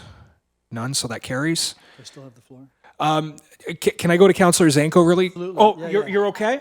Okay. No, that's fine, Your Worship. Go right ahead. Okay, so just along similar lines as to what's not in here is we haven't contemplated how we're going to fund servicing industrial land, and I'd like to hear from the CAO as to what it is that we're contemplating going forward with respect to this, because this is an ancient issue now, and I'm sure that the CAO has put some thought to this. Absolutely, and that's an excellent question and something that I have some keen interest in as well. Mr. Cookett, would you like to comment on that? Sure, through you, Chair, to the Mayor. So just a few comments. As you know, we put together a North End industrial servicing study, which identified prime industrial lands servicing of which included the Miller Creek Marina plus CMS. So we have those numbers. we're waiting for both those projects to move forward. Those are big ticket items. It was, I think, equivalent to $22 million. So we're sitting on that to see if those projects are going to move forward. We also have identified in that study other industrial lands to be serviced. I think at some point we need to look at putting some money aside to service those lands. The problem is we don't have a lot of lands that are zoned industrial or don't have restrictions on them. So I think it may be a little premature, and I'm hoping with us moving the EDTC in-house that we can get a better grip on this, the lands, identify the lands, and lands that can be serviced at a reasonable cost. Thank you, Mr. Cookett. Your worship, you have something? Yeah, so I'm surprised to hear the word premature in connection with this project, because So am I. we discussed this when Councillor Noyes and I were on council back in the first decade of this century. And, you know, the reality is that we have received a report that's identified industrial land within the urban boundary. It's identified what is marketable within the urban boundary, some of which is, there would be more marketable if it was serviced. We've identified lands outside the urban boundary if we could ever get them into the urban boundary. I know we can't do that. We can't service that right now, but Yeah. even, I mean, we know that it's, I mean, if we're contemplating any commitment to trying to attract industry to this community, we've got to make sure we've got land that they can locate on. Yeah. So that even if we don't have the full strategy outlined, I would have thought that we should be contemplating putting money into that pot so that when it comes time for us to do some servicing, we've at least taken some steps towards funding that. I mean, ideally, we'd be able to sell unserviced industrial land to somebody who's prepared to service it. But if we look at the municipality that seems to be doing the best right now in terms of attracting industry, it's Welland. They've serviced a couple of industrial parks. It's obviously very expensive, and they've got the lands within the urban boundary that they can do that. So I'm just concerned that we're again getting through another budget year, and we're not allocating any money to funding something that we know is going to cost a fair bit of money, particularly if we were to get some movement on the developments in the area that was put into the urban boundary a few years ago. Could be some residential development, it could be the Marina development, could be, dare I say it, possibility of motor speedway. But Yeah. we know that we know that it's going to cost, I don't know, $20 million. So that there may be partners that will get involved in that. There may be some of those entities that want to develop their properties would have to contribute. But, you know, we haven't done anything. We're not doing anything with respect to that. And I think we should be. Yeah, thank you, Your Worship. Just before I bring Mr. Cookett in, I agree with that, and especially now, I believe the city of Niagara Falls is setting up an industrial park, and they are servicing it kind of in the Lions Creek, Chippewa Creek Road area. So there's definitely going to be competitive advantages for us to do that. Mr. Cookett, I saw your hand up there. You wanted to add something? Sure. I mean, if it's council's wish to set aside some money in a reserve so that we can address and service industrial lands, that's fine. The one comment I should have made earlier is I've had discussions with Carol Lee from the EDTC, and what she is proposing in 2020 is to hire a consultant to identify the needs of industrial lands. What we may think is required as far as industrial lands is the need for smaller lots? Is it for buildings? Is it for larger parcels? That's yet to be determined, and she would know better than I because she gets the requests coming in. I think once we've had that identified, then we look at start servicing maybe not large chunks, but smaller chunks that are accessible or easy to service. So, but there again, if council wishes to set aside some money and start preparing for these servicing needs, then I'd be happy to do so. Thank you, Mr. Cookett.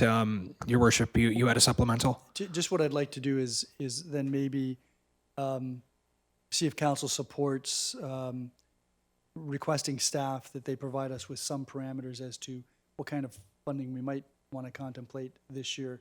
I mean, it would have to, I just think we should be taking some steps forward. We're not, and I think we should be. And I'm happy to have staff at least give us some recommendations. I don't want to be throwing out numbers that may not be of any benefit. And we've got some time before we would have to deal with this in any event. No, I agree. Are you moving? Do you want to, or is it just a request to staff, or? Well, if council's supportive, I'd like, I would like, I guess, to move that we ask staff to provide us with some further information with respect to setting or establishing a reserve to service industrial land and provide us with some recommendations. Oh, that's good. So that's on the floor. I see Councillor McDermott's hand up. Councillor Zanko, did you have a question as well about? Okay. I'll go to Councillor McDermott first. Well, I'll say that I certainly agree with the mayor on this. I think that it's long overdue since our first industrial park has been full for some time now. I think the biggest regret we'll have is if we don't do it, is that we'll continue to lose these opportunities that flow into the Economic Development Office to other municipalities. And while that's not a bad thing for the rest of Niagara, it's not a good thing for us. So any type of things that we can do to service property, to bring employment to the community, I think we have to take the big step. And I think the mayor's right. I think we have to do it this year. I'm pretty certain that Carol Lee will be bringing a plan forward, but I think it would be remiss of all of us if we don't take that seriously in this budget. No, I agree, Councillor McDermott. Councillor Zanko? Yeah, thank you, Mr. Chair.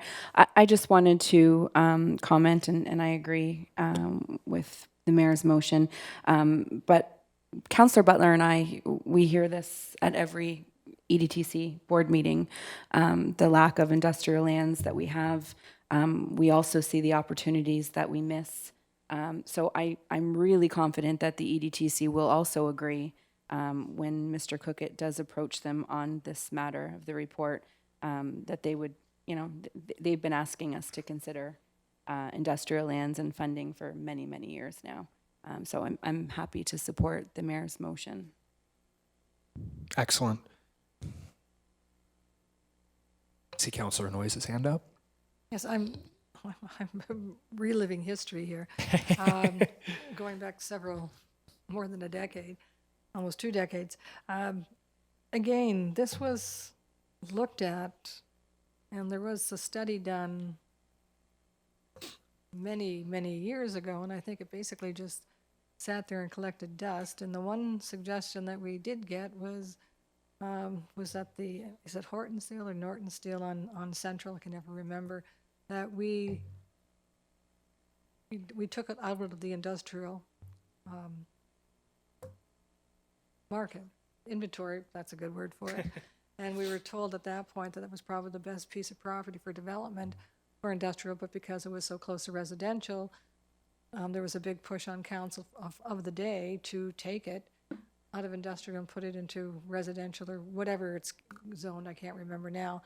But I can remember at the time, people who lived in town and still live in town for years and says, you're never going to put any houses on that property because it's so contaminated that it's never, you're never going to clean it. There's not, as much as the other levels of government talk about, brownfields and everything else, the money just doesn't ever seem to trickle down. So I don't know who owns that property now or whatever, but that's one piece of property that probably could have been developed that we took it out of the inventory. And if I was going to be looking, I would be, granted there's development and there's industrial and there's industrial land, that may not be the best place, but I would also look at the areas that we've taken out of the inventory to see if those reasons, the rationale still serves today. Because nothing has happened since we took it. Since we said we don't want industrial there. I haven't seen anybody come forward with any plans for that land because of the level of contamination that I'm assuming is there. Well, I imagine staff heard your comments, and we'll take them appropriately. Councillor Lubberts? Yes, thank you very much, Mr. Chair. I would support the having a report come forward, but I would ask staff at the same time that when they bring this report forward, is to discuss this industrial land strategy that we have with CNP, because over the years as an electrician, I've come across several occasions when CNP doesn't have the infrastructure for high amperage use. And so if people come into town, right, and if we're looking at a large industry, they don't have the infrastructure to supply them with the amperage. And so that company would have to put their own substation in, right? And they're expensive, $1 million, $1.5 million, maybe $2 million.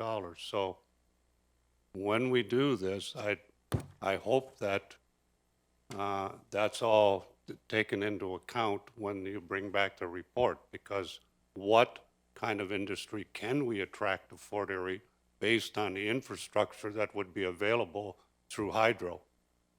Because that's going to be a key factor for anybody coming in. And I'll give you one example of where we're at with one industry that we have here, and that's Peninsula Plastics. If they have to do any more expansion, Canadian Niagara just doesn't have the power for them. And from what I understand from CNP, they don't plan on bringing it because they have it in Port Colborne, well, in Niagara Falls. And so those are the things that we got to overcome as well. It's not just a matter of servicing land. We need to know that if we service this land, that it can be utilized and the other infrastructure would be available to it. Did you get that, Mr. Cookett? Perfect. So I'm just going to offer a quick comment before I call the question that nothing. Oh, yes, Your Worship. Don't forget, you're the chair. You get to ask questions. You shouldn't be making comments if you're the chair. If you want to make comments, you can give up the chair. Thank you for that clarification. I guess that's a newbie error on my part. Thank you, Your Worship. I'll go to Councillor Noyes then. Okay, and I guess this would be the time, basing it on the same format that the mayor did for the $100,000 for the sidewalk, is that I'd like also to make the amendment to include $100,000 towards crossing arms. Well, we're dealing with the mayor's industrial, so I mean we can bring that up after. All right. So in that case, I'm going to call the question. All those in favor? Oh, Does everybody know what the question is? You want me to reread it? yeah. That staff provide a report to council with respect to establishing a reserve fund to finance fund servicing industrial lands and to recommend amounts to be allocated to such a fund. Everyone get that? All right, so I'm going to call in. All those in favor? So that passes. Councillor Noyes? I'd like to put in the capital budget an increase of $100,000 towards the eventual crossing arms at some of the railroad crossings, just to start. Okay, so that's on the floor. Any questions or comments from members of council? So I'll call the question. All those in favor? That carries. So does anyone else have any questions? That's right, Councillor Zanko. Thank you for reminding me. Thank you. I actually just had a comment. I wanted to thank Mr. Jansen and staff for their budget deliberations. But what I really liked this year is how all the sheets were on our monitor. So I'm not sure if you're responsible for that or if that's Mr. Davis's department, but it was very helpful. So thank you. Thank you, Councillor Zanko. Anyone else? Okay, so I'll call the question on the report as, Your Worship. So don't forget that we've got 3 items for which there are conflicts, pecuniary interests. You have one, I have two. Okay. They're all contained in the first budget, which is the preliminary capital budget. So they should be dealt with separately. Okay, so in that case, we'll split. What we'll do is we can vote on these three items, and then we can vote on the balance, so that call my two, you could then surrender the chair to Councillor McDermott for the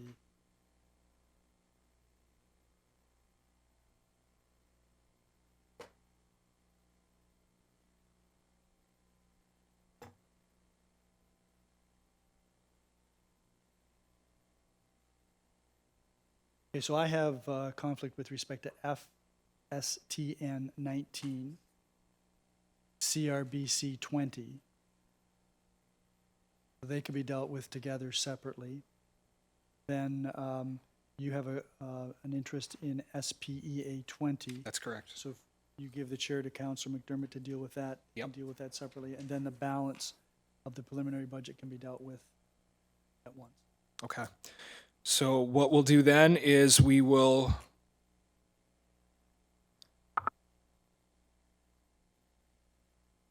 So what we'll do first is we'll vote on the two, because we're going to separate it because of the mayor's conflict in mine. So the first one that we're going to vote on is FSTN 19 and CRBC 20. Going to call the question. All those in favor? Carries. And with his worship's permission, I'm going to hand the chair to Councillor McDermott to handle SPEA 20. Yes, thank you. So we're speaking to SPA 20, Spears Road Subdivision, New Park. All in favor? Opposed, if any? Carry. Back to you. Thank you, Councillor McDermott. And so now we'll call the question on the balance of the items. All those in favor? None opposed? That carries. Mr. Jansen. Oh. Go ahead. The balance as amended? Yeah, okay. So now we'll move on to the balance as amended. I apologize. I was going to say that, and then the conflict part caught me off guard. You'll have to forgive me the first time for everything. All right. So we're voting on Mr. Jansen. Yeah, thank you, Jared. Just one comment, though, with the two amendments. One thing we didn't include with the amendments was the funding source. So for both of those, at this point, I would recommend that we would just note them with funding from the Roads Reserve, Roads Refurbishing Reserve. When it comes to the sidewalks, we do have some funding available in our development charges study for sidewalk funding as well. Without that here with me, I don't know how specific or how applicable that might be. So in the absence of that, I would just say for now, at this point, we include it with road refurbishing reserve funding. Thank you, Mr. Jansen. Your worship. And Mr. Chair, so that will change the amount in the second to $8,624,000.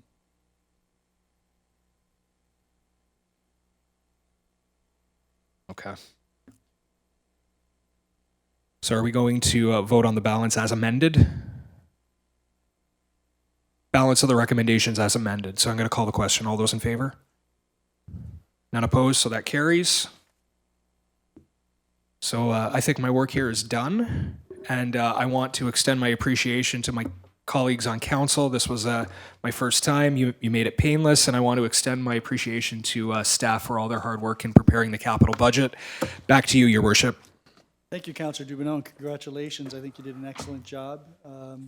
It's a complicated process, but you managed it very well, so congratulations. I appreciate that. Thank you very much. And I also want to express my appreciation to Mr.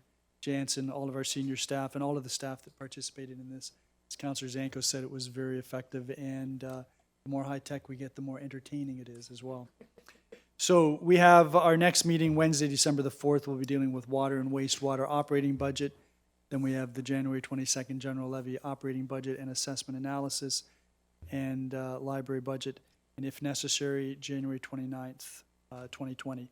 So at this point, I'll ask if there's anyone who'd like to move that we adjourn. Councillor Dubanow. All those in favor? None opposed? That is carried.